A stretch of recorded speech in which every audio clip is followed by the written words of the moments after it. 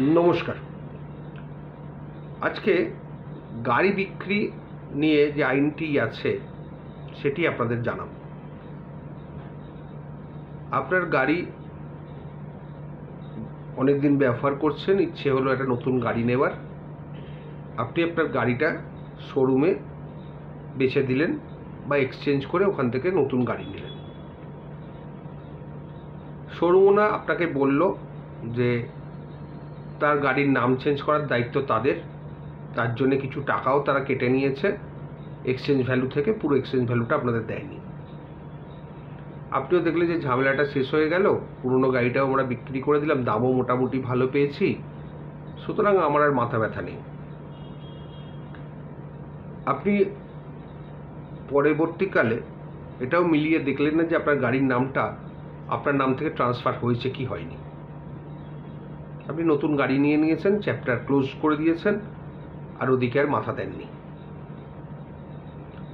হয়তো পরবর্তীকালে 1 বছর 2 বছর বা 6 মাস বাদে দেখলেন কোনো না কোনো কোর্ট থেকে আপনার কাছে নোটিশ চলে এসছে যে আপনার গাড়িটা কোনো অফেন্স করেছে, কোনো রকমভাবে কাউকে অ্যাক্সিডেন্ট করেছে, বা গাড়িতে নিষিদ্ধ দ্রব্য পাচার হচ্ছিল, ধরা পড়েছে, এবং আপনি আশ্চর্যের সঙ্গে দেখলেন যে আপনার নামটাও অ্যাকিউজদের তালিকায় আছে, যদিও আপনি গাড়ি অনেক আগেই বেচে দিয়েছেন। সেক্ষেত্রে আপনাকে যেখান থেকে সমন এসছে সেই কোর্টে অ্যাপিয়ার করে বেল নিতে হবে, যদি বেলেবল সেকশন হয়। আর যদি নন বেলেবল সেকশন হয় সেক্ষেত্রে আপনাকে অ্যান্টিসিপেটরি বেল মুভ করতে হবে। প্রথমে সেশন জাজের কোর্টে অ্যান্টিসিপেটরি বেল যদি গ্র্যান্ট হয়ে যায় খুব ভালো জিনিস, তাহলে আপনি এখানে যেখানে মামলা চলছে সেইখানে অ্যাপিয়ার করে ফার্দার বেল নিতে পারেন সারেন্ডার করে। আর যদি অ্যান্টিসিপেটরি বেল রিজেক্ট হয় তারপর আপনাকে হাইকোর্টে যেতে হবে ফার্দার অ্যান্টিসিপেটরি বেল করার জন্য। আপনি হয়তো ভাবছেন যে আমি তো গাড়ি বেচে দিয়েছি, আমার কোনো টেনশন নেই, ও যা সমন এসছে। কিন্তু আপনাদের সবসময় জানা উচিত যে গাড়ি বেচলেও যতই আপনার কাছে কাগজ থাকুক না কেন, মোটর ভেহিকলসে যদি আপনার নাম ট্রান্সফার না হয় তাহলে কিন্তু আপনি দোষী সাব্যস্ত হবেন। কারণ প্রাইমারি লায়াবল আপনি, গাড়ির কাগজে আপনার নাম।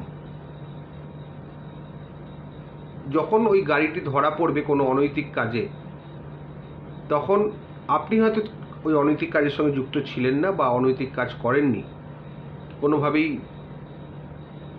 ওই ক্রিমিনালদের সঙ্গে আপনার কোনো সম্পর্কও নেই, কিন্তু যেহেতু আপনার নামে গাড়ি, আপনি কিন্তু ইমপ্লিকেটেড হবেই। তার জন্য আপনাকে এই বেলগুলো করাতে হবে। যদি নিজের রাজ্যে হয় খরচা কম, যদি অন্যান্য রাজ্যে হয় প্রচুর খরচার ব্যাপার। মানে যে দামে গাড়িটা বেচেছেন তার থেকে অনেক বেশি টাকা কিন্তু আপনার চলে যাবে, নাহলে আপনাকে পুলিশে অ্যারেস্ট করবে। এরকম বহু ঘটনা শুনেছি, দেখেছি, প্রত্যক্ষ করেছি।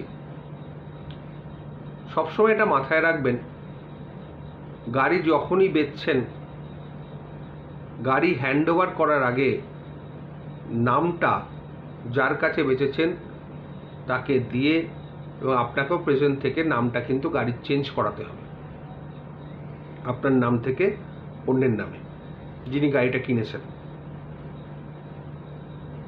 এক্ষেত্রে আপনাকে এবং যে গাড়িটা কিনেছে তাকে দুজনকেই মোটর ভেহিকলসে প্রেজেন্ট থাকতে হয়। কিন্তু এটা যদি না করেন তাহলে কিন্তু আপনার সামনে বিপদ আসছে। এটা বহু ক্ষেত্রে হয়েছে, ইভেন পুলিশ এসে অ্যারেস্টও করে নিয়ে গেছে বাইরের রাজ্য থেকে এসে। সুতরাং সবসময় মাথায় রাখবেন, যতই আপনি গাড়ি বেচুন আপনার নামটা যাতে চেঞ্জ হয় মোটর ভেহিকলসে গাড়ির এগেনস্টে, সেটা আপনাদের খেয়াল রাখতে হবে।